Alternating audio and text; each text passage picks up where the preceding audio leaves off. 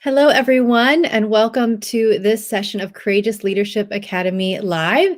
If you're new to the channel, my name is Dr. Kelly Waltman, and I'm the host of this channel and the series.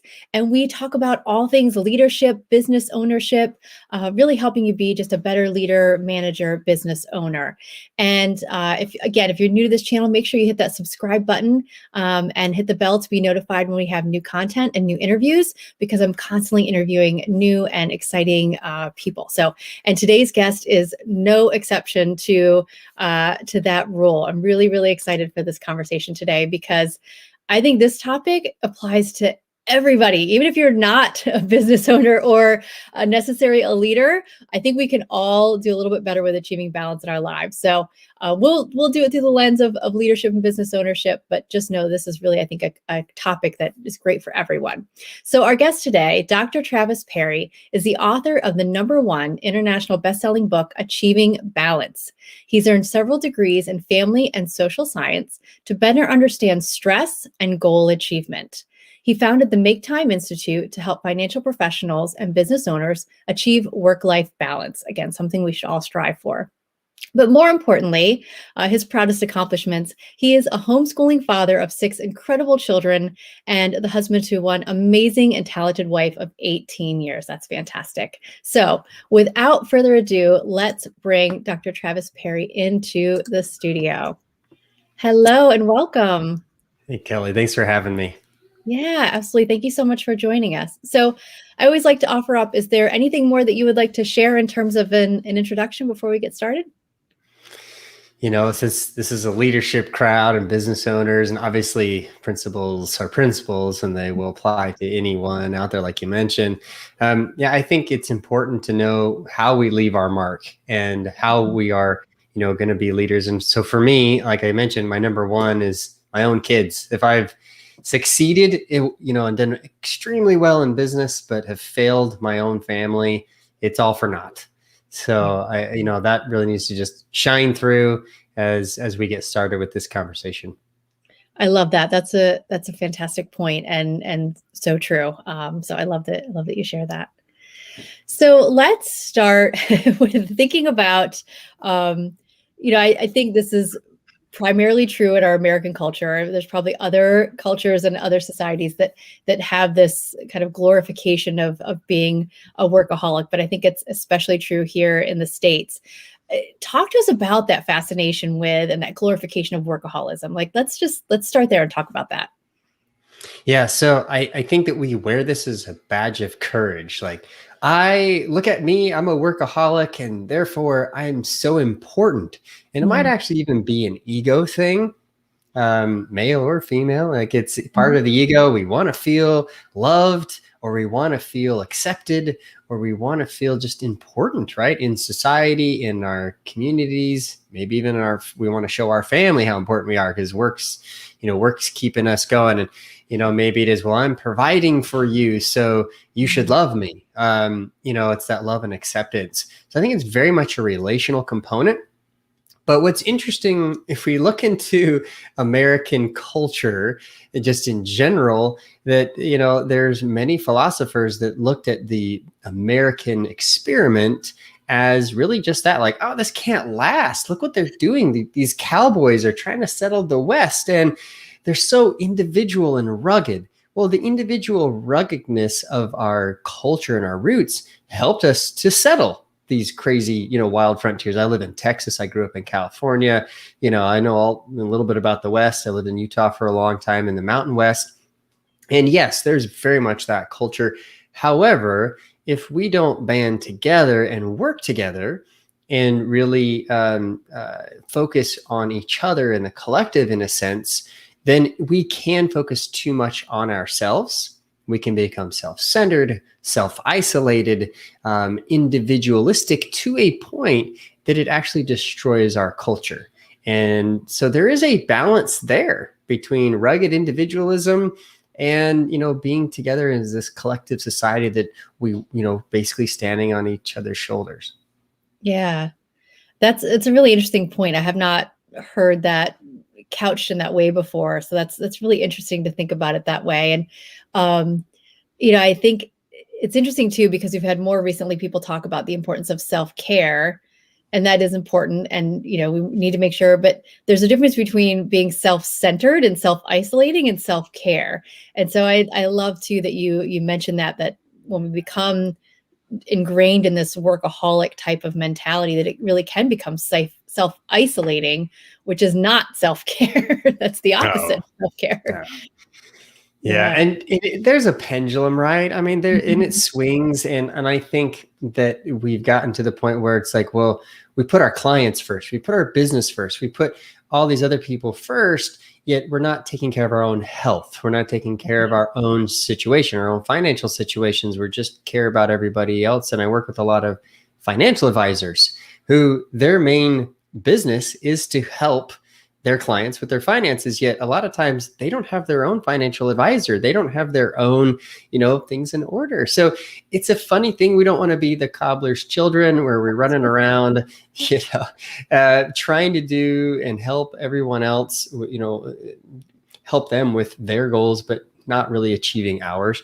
Yet at the same time, it's that delicate balance of, well, if I'm only focused on self, if I'm only focused on me, then this world becomes Instagram. It becomes, reality TV 100% of the day. It becomes so ridiculous that that we really do become a very selfish society. And I think that is unfortunately any extreme in that direction is going to be a problem. But I had this explained to me a long time ago when the iPhone came out. Why do we call it the iPhone? And I've got one. I don't even know. This is like the iPhone 250. But it's the iPhone, and it is Facebook. It's all of these things that are focused on the individual. It's not, family book, like where families can go and, see your profile. No, it's like the individual. It's Right. iPhone. It's for me. It's myself. It's the siloed that companies have actually realized this and even market to us their products.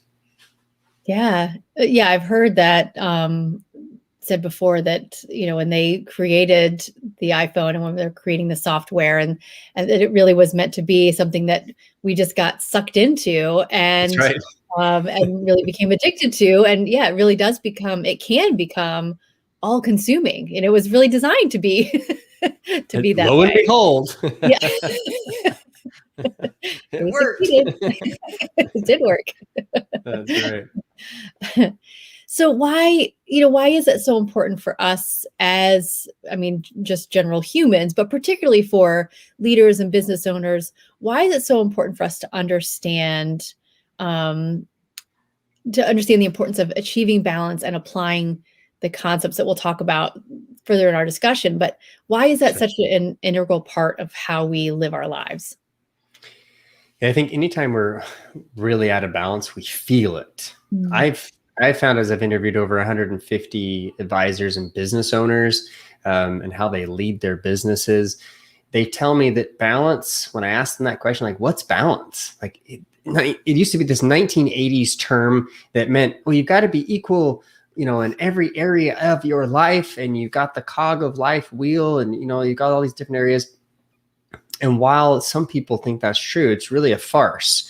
And Mhm. I actually almost called my book Achieving Balance. I almost called this The Myth of Balance, but that was already written, so I didn't want to take it. But, it's this idea that, well, we've got to do everything at the same time. And you can have it all. You just don't have to do it all at the same time. Right. You need to prioritize. And that's what I understood from a lot of people that I, interviewed, these 150 plus interviews that I did about the book, was that balance is living your highest priority. And it's that feeling you have, and you're like, oh yeah, I am putting time for, my family, my physical health, my spirituality. Like those three tend to be the top 3 or 4 that I see most times. And that's kind of that encapsulating we just talked about self-care. Well, Mhm. are you hanging out with your family? Are you doing those personal things that you should be doing? Because if not, it doesn't matter how much money you make. Your health is your wealth.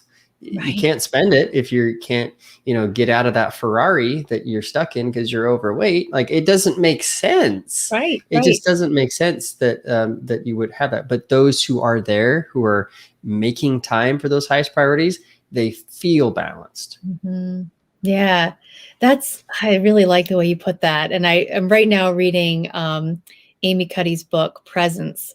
And, it's similar. I'm thinking of there's some similarities there conceptually as you talk about balance. When you're in that state of balance, you feel it. And she talks about with presence, it's hard to define, but you know it when you see it and you know it when you feel it. Like when you feel really present, you know that. And when somebody else is fully present, you see that and you feel it. And she talks about it being like the synchrony, like you're in alignment with, where you are mentally and physically, there's congruence. And I've never thought again about the overlap there, but as you're describing that, I think that there's so much overlap, and that's fascinating to think about that sense of balance. That you're right. It's not that we have this perfectly portioned, day or week or month, but it's about having that sense and feeling of balance and synchrony and harmony. Yeah, I love the way Yeah. you describe that. Yeah. So in the book, you talk about, actually, you have this quote that I really liked, that the antidote for workaholism is to live your life on purpose. I really liked that quote a lot. So I'd love for you to talk to us more about what that means to you. Yeah, for sure. So that phrase came to me. I was sitting in a training, and I actually don't share this much a lot of other interviews, but I thought this is really important for those business leaders out there. I was sitting in a training about how to improve my business, and the whole tagline was, helping clients live life on purpose. And I thought, that's it. Like, that's what you want to do, Travis. You're trying to help people live life on purpose. And I went from being a financial advisor to, helping, clients with their own financial goals to, wait a minute, financial goals touch health. They touch relationships. They touch all these other aspects of their life. And I felt like, man, you are doing good, but you could be doing so much more. And I decided, well, I would need some education. I would need some help. I would need to know, like, how can I help people with all these other areas if I'm just a specialist in money? And so I did a master's in psychology. I did a PhD in family relations to really understand health, relationships, and I've got the money aspect of that. And so now I kind of can speak to all these different areas. But it came in part because my father passed away at 49, and that got me in that hot seat of trying to, understand what life is really all about for me. If I only had 20 more years to live, would I really be living my life on purpose? And my dad did. And in 49 years, it's a short life, right? That's not life expectancy. That's chopped in half for most of us nowadays.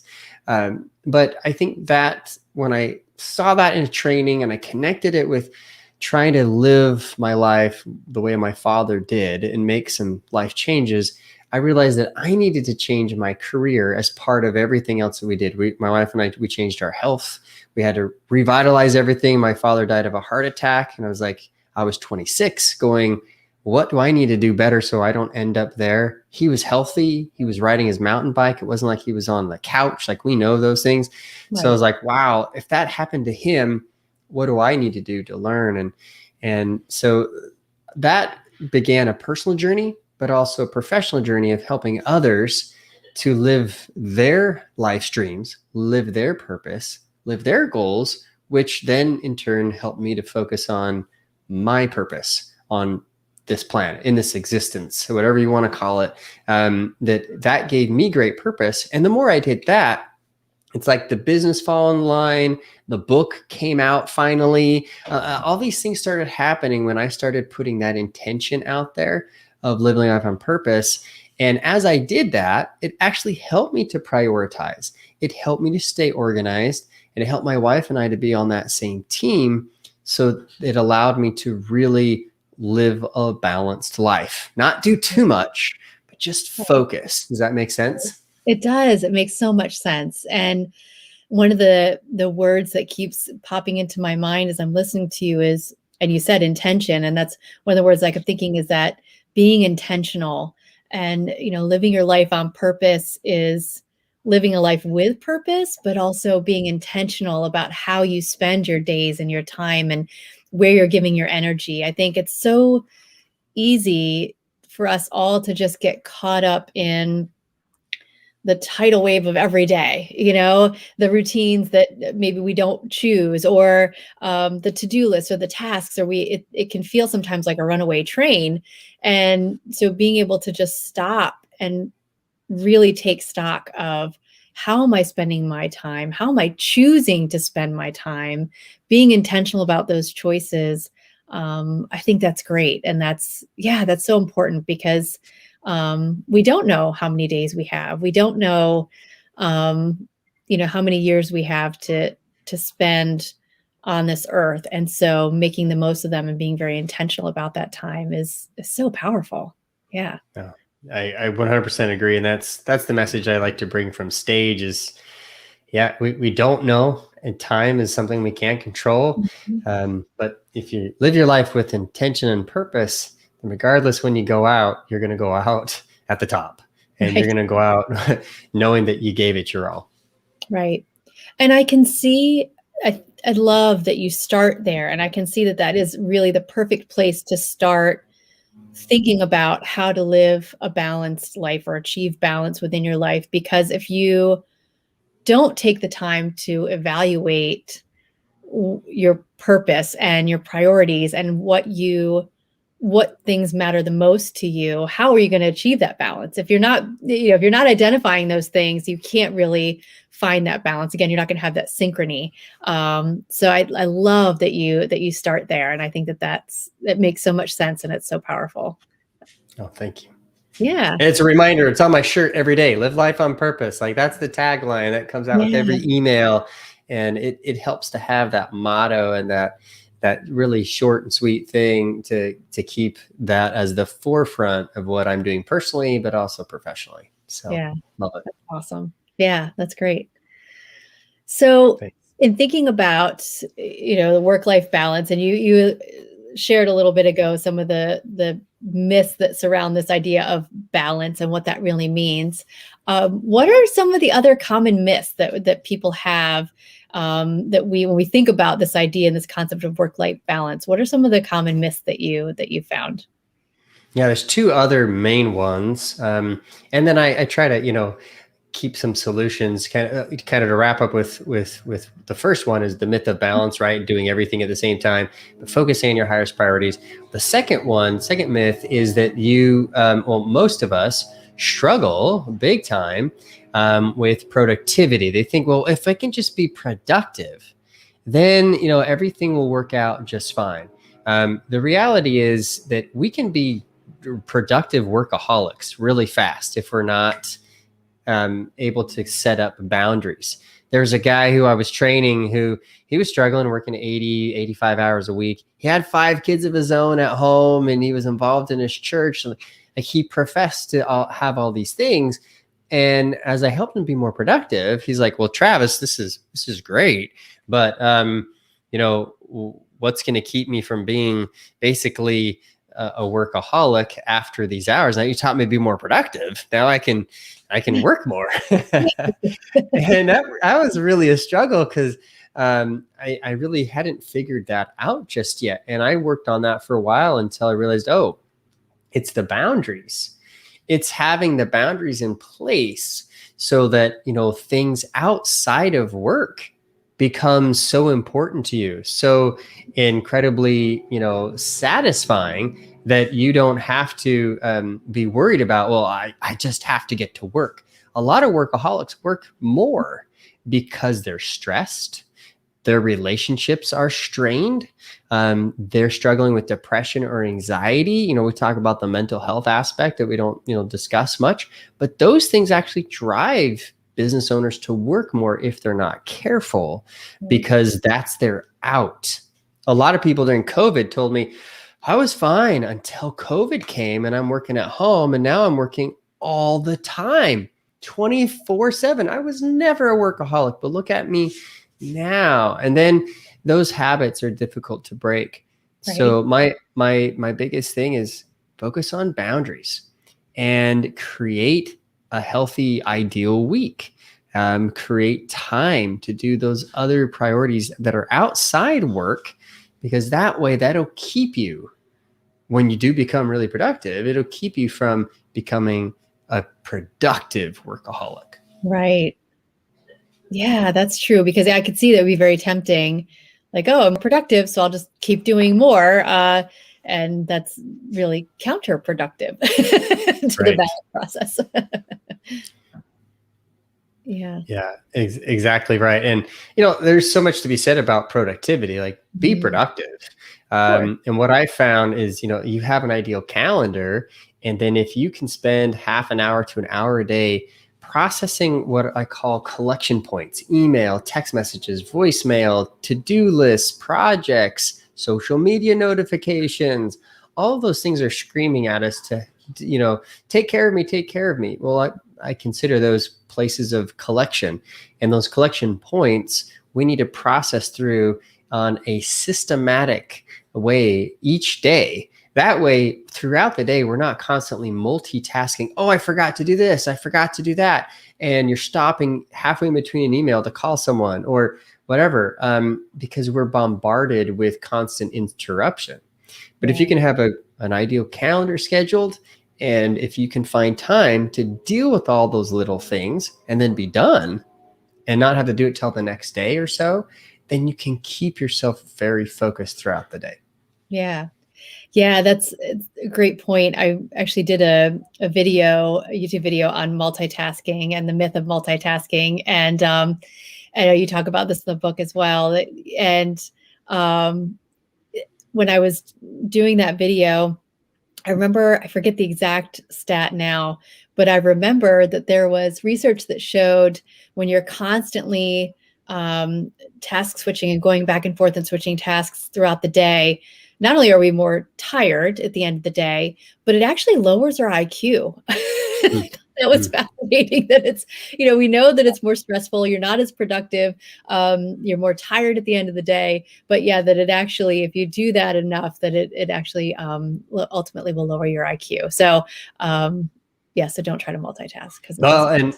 and I just put out a piece today on LinkedIn. I just recycled an article that I did, a blog, about how many tabs do you have open, Yeah, and most people have like 15 to 30 tabs open at any given time, and we yeah, wonder why our attention, because we see something like, oh yeah, like, or we have these amazing devices that are constantly blaring at us because we don't turn off our notifications. Turn right. off your email, turn off your text message, be proactive, find time on your calendar to actually go and check email, check Right. your texts, Yes. check those things at certain times so that you're not constantly addicted to the dings, the vibration, the Yes. noise, the sound, because that is what iPhone was intending to do. They're trying to get us addicted to use it all the time for everything.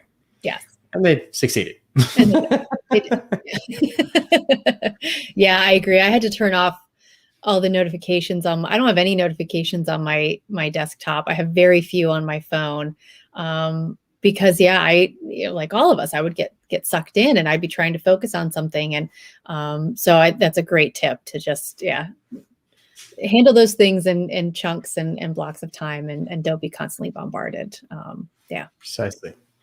Now, there's one great help, and this is actually the myth number 3. Is that myth number 3 is personal development is the end all be all. To quote Shakespeare, that there's somehow, this $56 billion industry, Mhm. which Kelly, you and I, quite honestly, are part of, right? Let's be Yeah, honest. yes, We're yeah. helping people develop.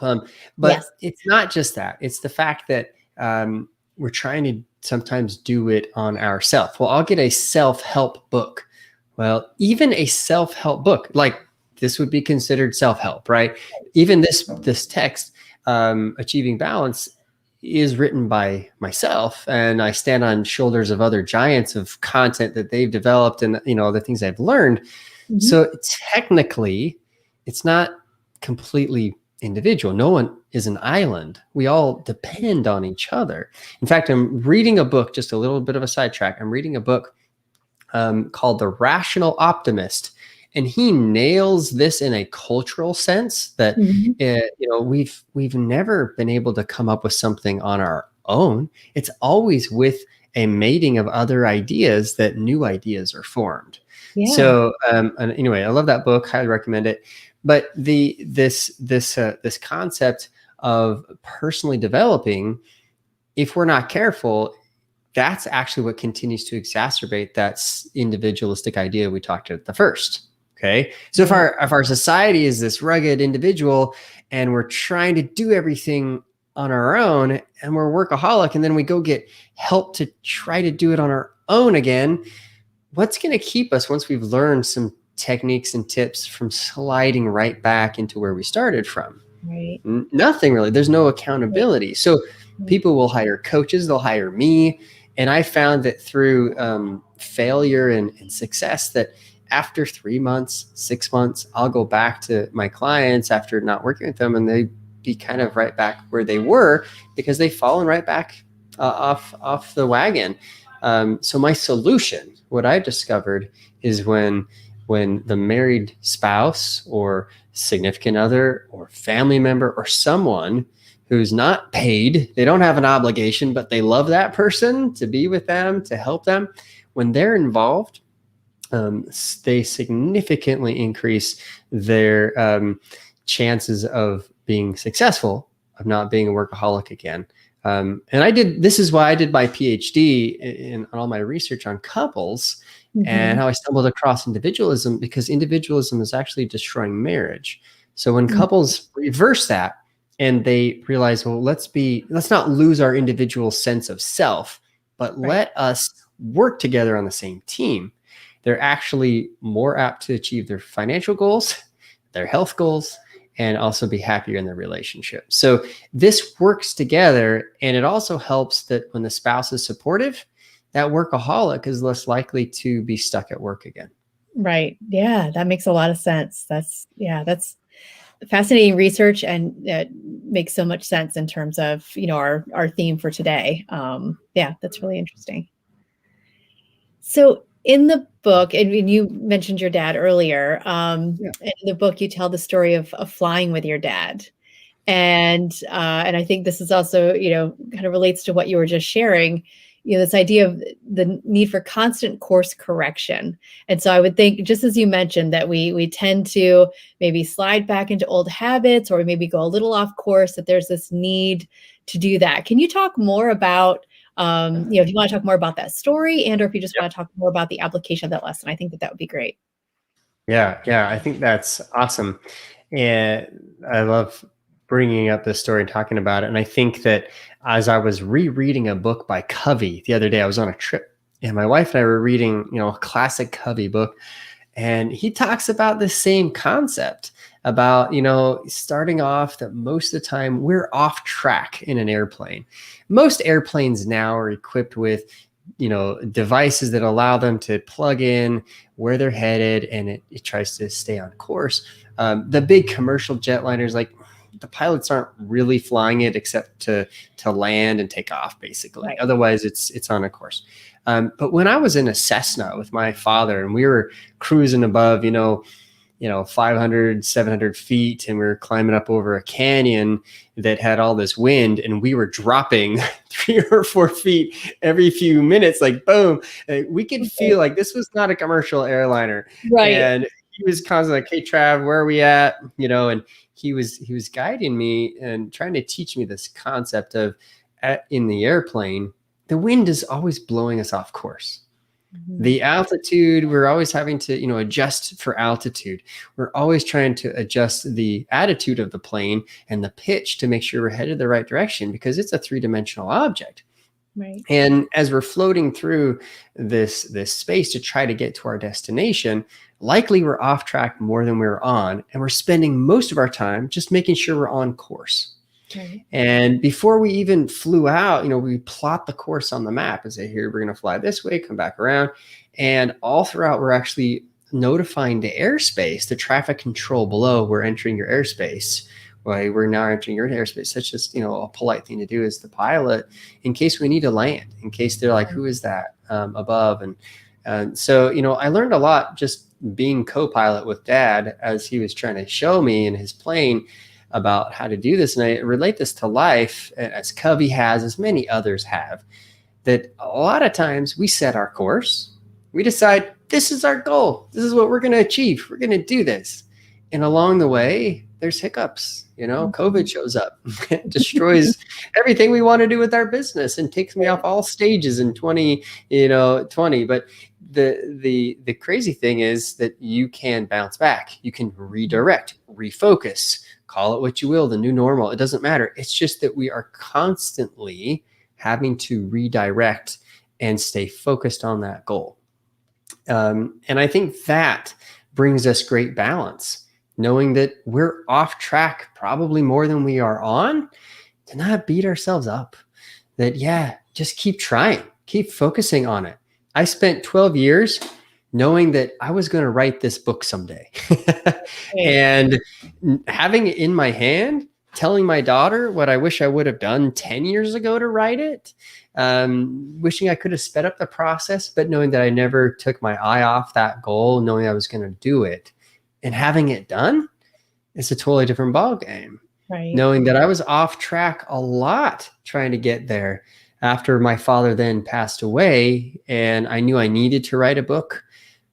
I just kept that as a goal, and I wrote it several times. Kelly, I know you're writing a book right now too, but I wrote several different versions until finally I figured out the process and got it finished. So I think that's what I mean by, keeping ourselves pointed toward that direction, even though we're off track most of the time.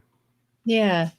Yeah. I really appreciate that as well. And I think that, I've heard similarly, if you plug a destination into your GPS and along the way there's construction or roadblocks or things, you just detour and go a different way. You're still heading to the same destination, but every now and then you need to detour a little bit, and that's okay. And the same thing with our goals. And I would think even, I want to talk here in a minute about effectively identifying and setting our priorities to help us with setting these, charting these courses.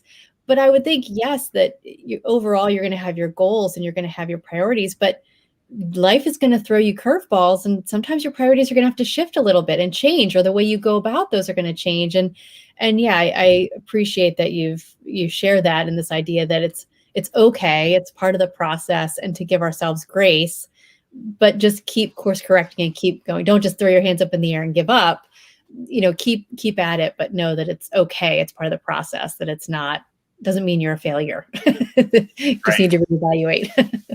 Yeah. And it's more normal than it is abnormal to be constantly being pushed off track. Like it is what it is. The wind's going to blow, or you're in a car and there's different road conditions. The detour, great example. Love that example.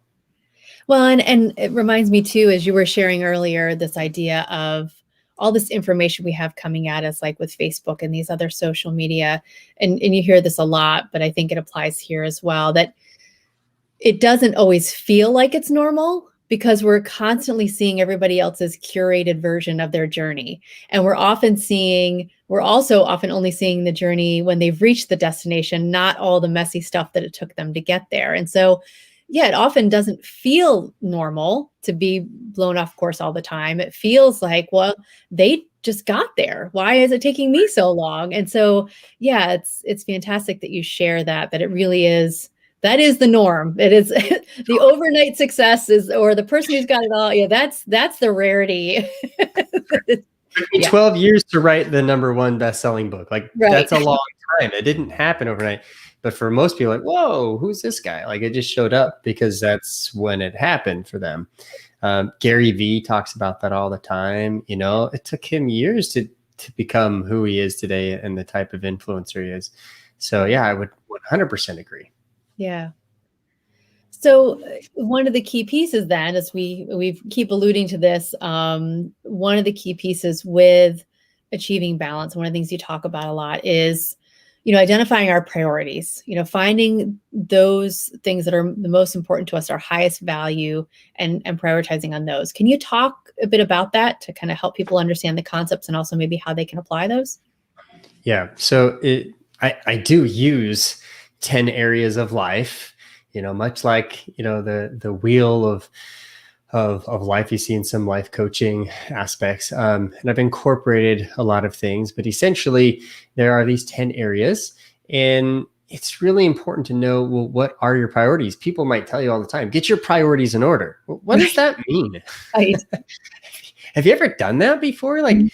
oh, well, I think I got them in order. Like, is that just some type of vernacular that we use in our day-to-day language that we expect everyone to understand? So I've Right. actually created a process that allows you to know what are your priorities. Again, kind of like a Coveyism, because Covey is inspiring, but also more of like Eric Erickson, a human developmental psychologist, who said we tend to look back on our lives and really see ourselves as failures or as successes. And there's a period of time right before most people pass away that they at least have some reflective period and they have some reflective time. And it is during that time period that they can decide, gee, I accomplished my life's mission, or I really blew it, or maybe someplace in between. And I thought, well, instead of trying to wait until we get there, why don't we think about it now, but backwards from a perspective? So I Right. have people write a mini obituary. A eulogy is something else. It kind of talks about, the highlights of your life, but an obituary really focuses in on sort of the details. And so I tell people to write a mini obituary, but write about each of the 10 areas of life, which are outlined in the book, achievingbalancebook.com. You can get a copy of that right now. But you can go through and write characteristics that become what I call values, and values are principles. They're true for you. They're true for your life. They help guide you. Those values then become your lifelong goals. Mm. And Erickson's correct, because when you get to that point in life where you're looking backwards again, you'll be able to say, yeah, I did accomplish it. Yes, I did do this. With my father, I read his goals and I read the things he wanted to accomplish after he had passed away, after I wrote his obituary, and after my uncle gave the eulogy at the funeral. It was a couple of weeks after we sat down and we read some of my father's goals, and I realized he actually had accomplished everything. He should feel good about, even Right. though his death was sudden, even though we weren't necessarily prepared. I mean, he had made inroads into most of these areas. And I thought, gee, that's what I need to do. That's what Right. I need to become. So once you do that, then Kelly, most people are kind of overwhelmed. They're like, oh my goodness, 10 areas of life. I've got all these things I'm supposed to accomplish. Don't focus on the accomplishment. Focus on the becoming. Their values. They're not necessarily achievements that we can check. These values, again, are principles that we can learn how to become and change our being, our nature. So focus on that. But then every year, decide an action that you want to try to, work on that can be a goal. Those are important to check off. But Right. even those are just helping us to develop into this person that we want to be. Well, then how do you do that? Well, then you prioritize all 10 areas by doing a game I call the prioritization game. It was taught to me by Doug Carter. And you basically ask yourself one question: if I could only have one, and you pit career against finances, and you ask yourself, if I could only have one, well, but I need career first, Travis. That's okay. Don't worry about chicken or the egg, logical, what happens first. Just ask yourself if you only could have one. And you go through all 10 of these areas and you find your top three. And then you find all the other priorities. But if you can put the top three really into play first on your ideal calendar, then you'll know, because work's going to happen. Work's like my number 6. It is not my number 1, as like we Right. talked about earlier. But if I can make sure that I exercise, I eat well, I meditate, I pray, I do those things that are really important to my personal spiritual health, and read. If I spend time with my wife and kids, like Anything else that happens is gravy. Right, right. Those are my top three. Yeah. So I so badly wanted to just stop you, but I didn't want to stop you because I didn't want to interrupt your flow. But when you said, don't focus on the achievement, focus on the becoming. Wow. Like that statement right there is gold. I mean, that could have been the whole interview right there. You could have just mic dropped after after saying that. I mean, I'll everything drop else it. I'll drop it. yeah, everything else you said is fantastic as well. But that statement just wow, that's so powerful. Yeah, and I wanted to just jump up and down when you said that, but I didn't want to stop your flow.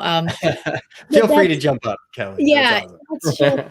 that's so good, Travis. I mean, yeah, don't focus on the achievement, focus on the becoming. And the achievements then, those things, those other goals are going to happen. They're going to fall into line. But yeah, but focusing on the becoming, that's so good. That could be your next book title. There we go. Oh, and I can't take too much credit. Like I always try to give credit where credit's due. A church leader of mine, David A. Bednar, talks about this all the time, and Yeah, it's really been something that I've learned over time that that's what my dad did. That's why he was so successful. He didn't care about the achievement of all these things. He did goals because he wanted to become a better person. right. And that's, I mean, you go to walk through any cemetery, you don't see like CEO of Fortune 500 company. No, you see like dad, husband, son, like the things that are most important to them at the end of life. It's not their business. It's not their revenue. And yes, we're talking leadership here and legacy, but quite honestly, yeah, you're going to leave a legacy through your business, and that's important. That mission's important. Right. But the ones that matter most to you don't really care about that. Right. They care about the time they spend with you. And again, another cubbyism that I like to leave people with is that, most people at the end of their life don't count, wish that they would have spent more time at the office. Right. Or watching TV, or nowadays on quite honestly on YouTube or Instagram, anywhere else that we're sending stuff out to. They'd rather spend time with the ones that they love. Absolutely. Yeah. Wow, that's so good. Are there other just kind of key first steps that you would recommend that someone do? I mean, I think that strategy you just provided, and yes, I would highly recommend people buy the book. It's really well done, and you just lay out so many great tools in the book. It's not just conceptually here's how you do it. You really give people the tools to implement this work. Are there other just kind of key first steps that you would share, or key lessons that you would share with people as they start to think about this and work on it?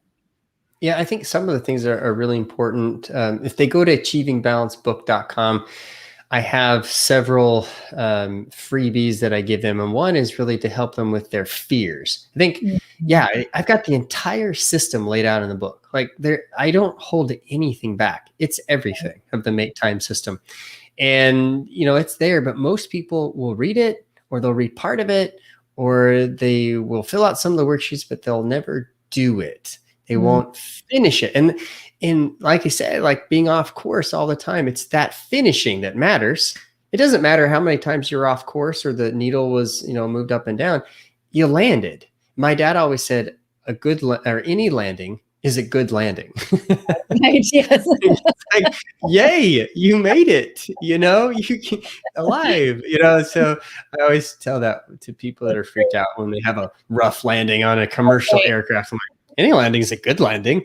Right? You check your pulse, you're alive. But what I find is interesting is that as we're going through this and we're looking at how can I change, people get afraid. They're afraid to change. Well, what if I create an ideal calendar? What if I do these different things you asked me to do, these values, these goals, and everything I know I should be doing, I just haven't been? It's because they have limiting blocks and beliefs in their subconscious. And what I do is I actually spend a lot of time working through those with people who even have read the book, who know the system, but they struggle to put it together in practice. It's a lot of times because they're struggling here. the Yeah. struggle either with the fear of failure, a fear of success, and that looks so different for every single person. But that's kind of my secret sauce, is working through that with them, helping them figuring out, well, what are they struggling with and how is that keeping them from actually taking action. So take action like that. That's huge. Take some sort of action and keep working on it. But of course, as part of the bonuses for the book, people can get 45 minutes with me, valued at like $750. They can get a 10-minute video about how to cruise through their email, because we know that email is the number one distractor of our time. It pretty much is it, besides social media, but those two are really close. Yeah. Email, social media. So I have a 10-minute training on how to just clean that out. Simple. And then I have a 3-hour training that's also on this website. It's a video training about how to be more productive and actually create that ideal processing and ideal calendar. So that's, in my opinion, those are must-haves. You don't get that on Amazon. You can buy the book on Amazon, but you don't get that on Amazon. You only get it on the website, and it's well worth the shipping cost you're going to pay for the free book. Right. Oh, that's awesome. Yeah, I'll make sure in the video description that I have the links there, so that people can go and reference that information, because that's a fantastic resource. So thank you so much for sharing Absolutely. that. Yeah. Well, any other thoughts, closing remarks, anything else that you would like to share? Yeah, no, just thank you for giving me the voice, and those leaders and business owners out there. You're making a difference. Your mission and your motto, you need to do that for your clients. Just remember, take care of yourself, take care of your own, health, your relationships, your own finances, because really at the end of the day, that's what you're going to have. That's your legacy, and how you give that to other people. Your sense of wellness and relationships is really what matters. So thanks for having me, Kelly. Absolutely. That's excellent closing remarks. Thank you so much. Really, really appreciate it. This was wonderful. So thank you again. Thanks. And everybody, yes, make sure you check out the link to Dr. Travis Parry's book and his resources. And hope to see you all again next time. Have a good one, everybody.